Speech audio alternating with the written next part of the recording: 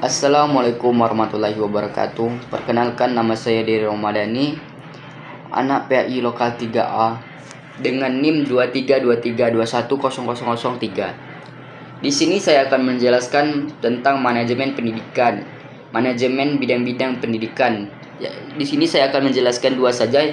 Yang pertama itu manajemen kurikulum dan manajemen keuangan. Sebelum saya menjelaskan, manajemen kurikulum itu biasanya digunakan oleh sekolah-sekolah untuk menentukan suatu proses pembelajaran suatu semester atau lebih. Contohnya yaitu kurikulum K13 dan kurikulum Merdeka. Langsung saja, manajemen adalah proses bekerja samanya antara individu dan kelompok serta sumber daya lainnya dalam mencapai tujuan organisasi atau sebagai aktivitas manajerial. Sedangkan pengertian kurikulum itu sendiri adalah seperangkat rencana dan pengaturan mengenai tujuan, isi, dan bahan pembelajaran serta bahan yang digunakan sebagai pedoman penyelenggaraan kegiatan pembelajaran untuk mencapai tujuan tertentu. Ruang lingkup atau prinsip manajemen kurikulum. Ruang lingkup manajemen kurikulum meliputi perencanaan, pengorganisasian, pelaksanaan, dan evaluasi kurikulum. Terdapat 5 prinsip yang melaksanakan manajemen kurikulum, yaitu produktivitas, demokratisasi, kooperatif, efektivitas, dan mengarahkan individu, visi dan misi. Selanjutnya yaitu fungsi manajemen keuangan. Yang pertama, meningkatkan efisiensi. Yang kedua, meningkatkan keadilan. Yang ketiga, meningkatkan efektivitas kerja guru. Yang keempat, meningkatkan relevansi dan efektivitas pembelajaran. Yang kelima, meningkatkan efisiensi dan efektivitas proses belajar mengajar. Selanjutnya yaitu yang kedua, pengertian manajemen keuangan. Biasanya manajemen keuangan ini digunakan oleh perusahaan-perusahaan besar seperti kantor-kantor, dan juga biasanya sekolah-sekolah juga tidak luput menggunakan manajemen keuangan ini untuk menentukan biaya masuk dan biaya keluar dalam suatu tahun atau dalam suatu dekade.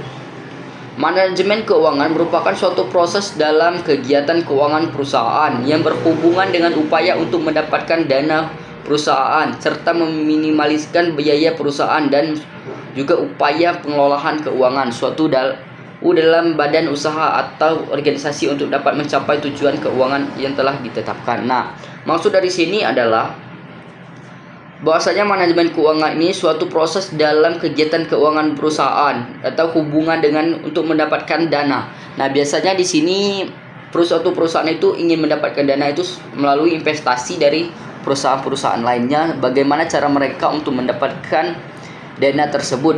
Misalnya melakukan investasi kepada perusahaan-perusahaan kecil dan perusahaan-perusahaan besar melakukan investasi kepada kantor-kantor mereka. Ruang lingkup manajemen keuangan.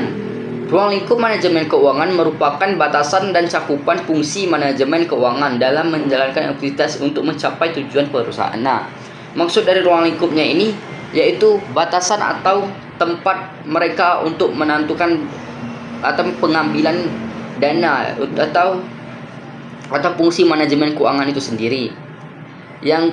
Selanjutnya yaitu prinsip dan fungsi manajemen keuangan. Yang pertama yaitu prinsip-prinsip manajemen keuangan.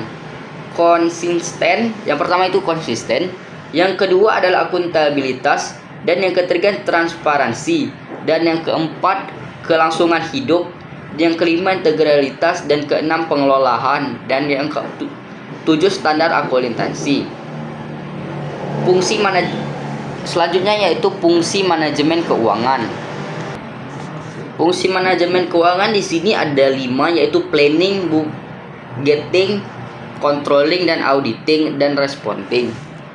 Yang pertama, planning adalah sebuah merencanakan keuangan suatu perusahaan. Yang kedua itu budgeting adalah merupakan kegiatan mengelola dana. Yang ketiga adalah controlling, adalah mengontrol suatu dana itu sendiri. Yang keempat auditing, proses pemeriksaan keuangan. Yang kelima, reporting adalah melaporkan keuangan itu sendiri. Selanjutnya yaitu tujuan manajemen keuangan. Dalam tujuan manajemen keuangan adalah memaksimalkan profit atau keuntungan dan menimbulkan biaya untuk mendapatkan pengambilan keputusan yang maksimal dalam menjalankan perusahaan ke arah perkembangan dan perusahaan yang berjalan, atau memaksimalkan nilai kekayaan para pemegang saham yang terlihat melalui perkembangan harga dalam perusahaan di pasar. Nah, maksud dari tujuannya ini adalah untuk mencapai keuntungan suatu perusahaan itu sendiri dan atau memaksimalkan nilai kekayaan para pemegang saham. Misalnya orang yang melakukan investasi kepada dana-dana ke kantor-kantor tersebut. Mungkin itu saja yang dapat saya sampaikan. Saya akhiri, wallahu muwaffiq ila aqwamit thoriq. Wassalamualaikum warahmatullahi wabarakatuh.